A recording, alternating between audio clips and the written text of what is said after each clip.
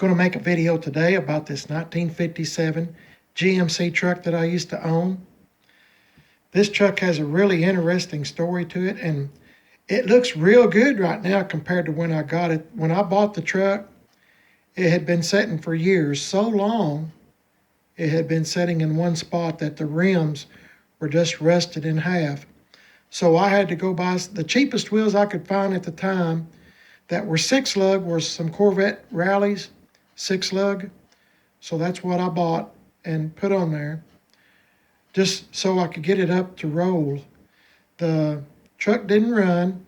It was just, oh my goodness, talk about a rust bucket. This one was. It had been sitting a long time, and it's an interesting story. This is, I'm going to show you the pictures of it when I first got it, or one of the times when I first had it. I wish I had made videos, or wish I'd done YouTube back then to show you what it really looked like when I got it. It was pretty sad. Hey, I want you to pay attention real quick of the chrome and stuff on this truck, the bumperettes, and you know, the general chrome in the front in general. I wound up buying some new to me used chrome for the front. They call this the mustache, obviously. So I was on eBay looking for stuff for this truck. GMC stuff's kind of hard to find, and I found a guy in California that had just listed the parts I was looking for, the whole mustache, the bumperettes, and everything. And I made a deal with him to sell me those parts. Just drop the listing. I wanted those parts. So as the video goes on that I'm talking about, I'll point all this stuff out to you. This is it right here. Pretty sad shape truck.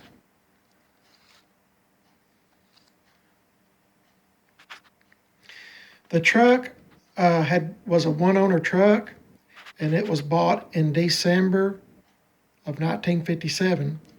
So I'm thinking that the 58 model year had come out already. So this might have been a, you know, like a late model, you know, a 57. 58's has already come out. 57s, you know, they might have had a few on the lot. And this gentleman bought the truck. This was a one-owner truck up until I got it. And the owner kept it his whole life until he passed away. What I'm about to tell you is when the gentleman passed away, wherever it was parked, that's where it stayed. And right in this section right here, inside the bed, he'd left a bag of fertilizer. And the fertilizer, after all the rain and all the stuff, after all the years of sitting, the fertilizer ate through the bed and ate through the frame. So getting it on a rollback, it just about broke in half. I thought it was going to break in half, but it didn't. So I'll try to show you. My buddy, before I knew Tim Dixon, I had a guy named, a real good friend of mine named Randall, and he had a welder. So he fixed a bunch of stuff on this truck for me. This is us.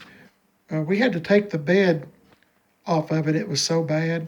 And he is into 55, 6, 7, 8, 9 Chevy trucks. And he sold me a bed and a frame. So this section all up in here is a Chevrolet frame. We cut it in half right behind the cab and attached this 57 Chevy truck frame, and we used the same rear end that the GMC had, bolted it up and under it. And so the bed and the frame was Chevrolet, but the rest of the truck was still GMC. That's me with my back to you, and that's my buddy Randall. He's a good guy. These pictures might not be exactly in order, so please forgive me. I'm trying to hold this phone steady. This is when I got it home from Randall's. You know, we got it to run and drive, and a pretty good little old truck, really. It just looked so bad and had a lot of rust in it. It looked so much better, doesn't it, with the beauty rings and stuff on it, center caps and everything? To me, it did. Notice the height on it, too. I wound up lowering the truck.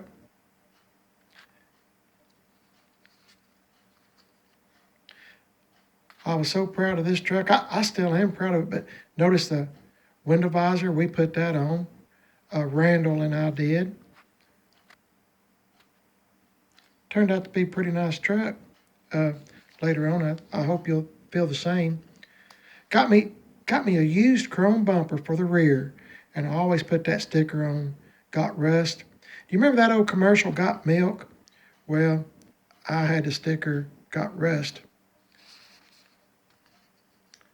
Trying to make this video short so it's not so long.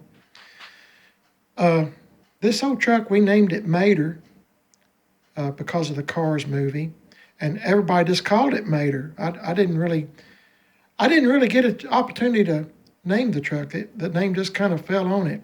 So the man that bought this truck knew when he passed away, it sat for years.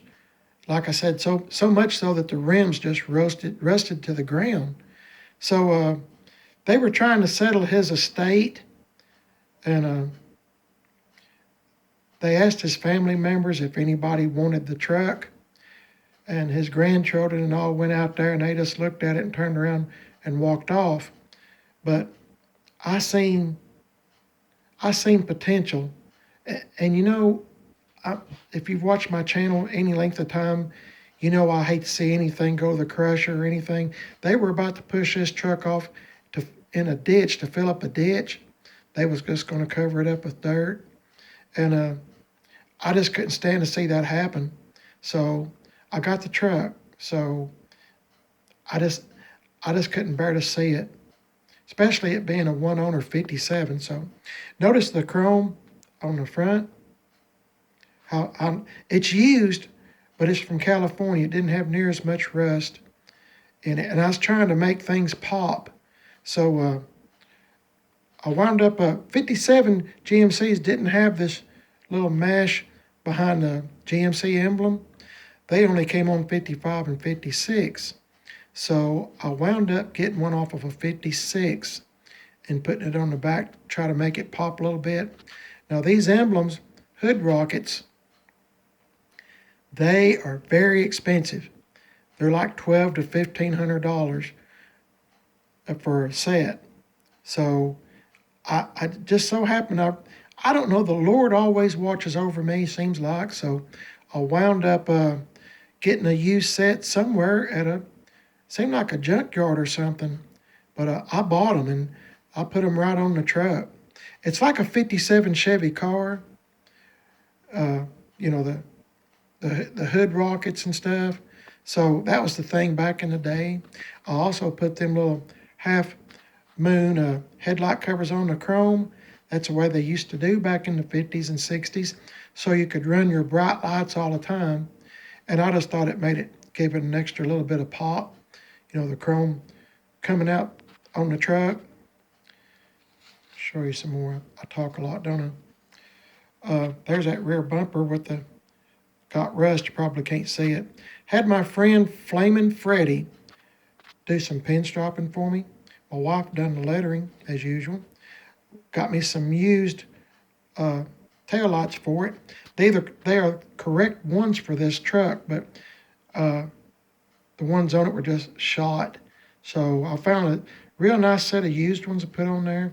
I always try to look for used stuff to make it kind of match the vehicle, whatever I'm working on at the time. There's the front of it again. It sure did make a big difference putting the new to me used parts on the front. Once again, my friend Flamin' Freddy done the writing on the sides. I'm going to read this to you in case you can't read it. It says, Spot and Steal Auto Parts. I spot and he steals owners. There, maybe you can see it. Spot and Steal Auto Parts. I Spot, which was my wife, Mrs. PIB, her name was I Spot, and I'm H.E. Steels, He Steels owners. 24-hour service since 1957. Phone BR518. That's my first grandson's birthday, May 18th. So, back in the day, they used to use letters before they actually got to the number on telephones. Anyway, my wife was I Spot and I'm He Steels. Had a lot of people take pictures of this back in the day when I had the truck.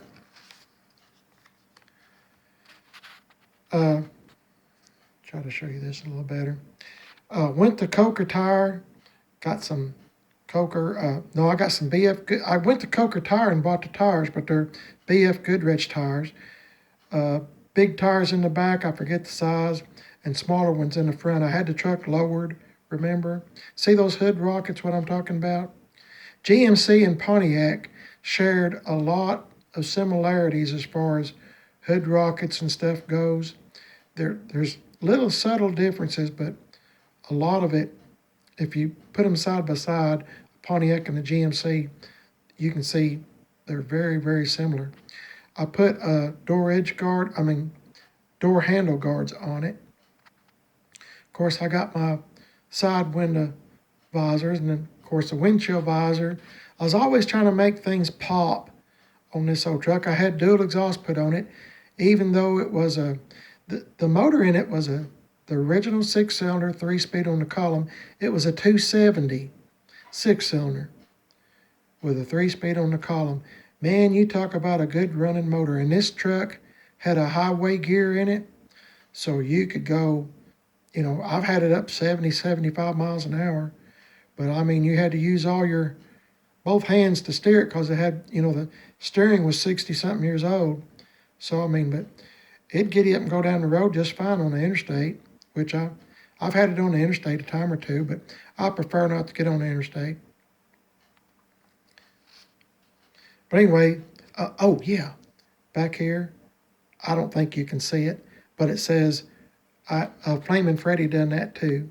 He's a friend of mine. It says, we do most of our work at night, which means I steal parts at night. Spot and Steal Auto Parts, get it? We do most of our work at night. I Spot and He Steals. Anyway, I bought some new door mirrors, chrome ones. I think they were used too. I try to find everything used to make it kind of match the truck. Let's see, what else? Oh, here's a tag that I had been trying to buy. The story behind this tag was I went to a cruise in a town not too far from where we live, and the guy had this tag on the front of a DeSoto. Man, it was a sharp DeSoto. I mean, it was, kind of patina style. It's an awesome looking car. I tried to buy that tag from him. I think I offered him $100 for it because I wanted it so bad to put on Mater, but he wouldn't sell it. So, as luck would have it, he took the DeSoto to the rod run in Pigeon Forge. I think it's either spring or fall. I want to say fall of the year. Anyway, went up there and he sold his DeSoto with that tag on it.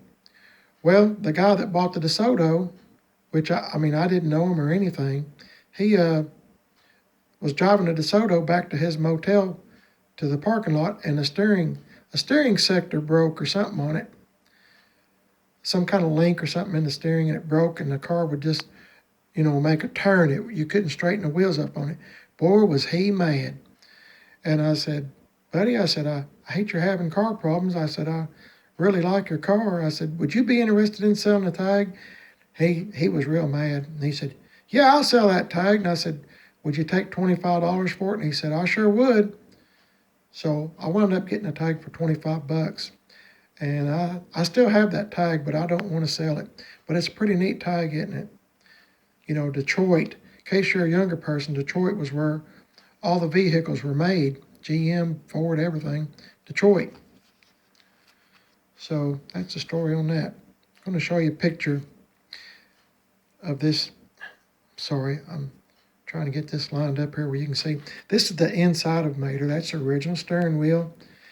It was a radio delete truck. It's just bare bones. You got a motor, 3-speed on the column. and a heater. And it wasn't a fancy heater either. It's just a plain Jane heater. I mean, it worked, but anyway. So my favorite steering wheel in the whole world is a 59 or 60 Impala steering wheel. They look the same, 59 and 60. So I changed the steering wheel out, and I still got the GMC steering wheel. Put a 59 Impala steering wheel on it, put me an old fake tack in it, and I wound up going around the gauges there with a red marker. See how plain it looks? I was just trying to dress it up just a little bit. So I put red around the gauges. If you look way down here at the bottom, that's my gas pedal. I got a used bass drum, a musical instrument bass drum pedal. Said Speed King on it. So I drilled some holes and mounted that Speed King bass drum pedal on it for my gas pedal. Man, it's cool. I just liked it because it said Speed King. And up here on top of the dash, which you can't see it now, but the people that was in American Graffiti, John Milner and Laura, who Laura was played by Cindy Williams from Laverne and Shirley. They both sat in my truck and signed the dash for me. And they both of them they said they loved this truck. It's just a cool old truck. It had a lot of personality about it. Here it is again. I'm trying to focus so you can see the whole thing.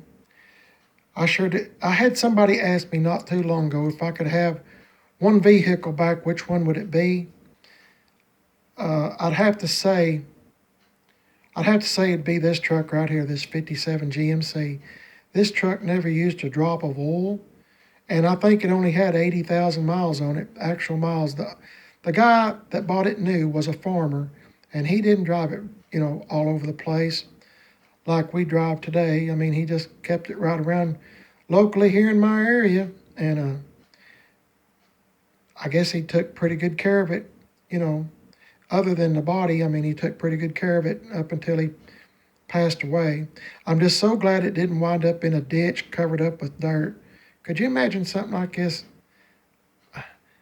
I don't know. I just have a soft spot in my heart for old cars and old trucks that nobody wants. I just can't get away from that. Anyway, I sure do miss old Mater.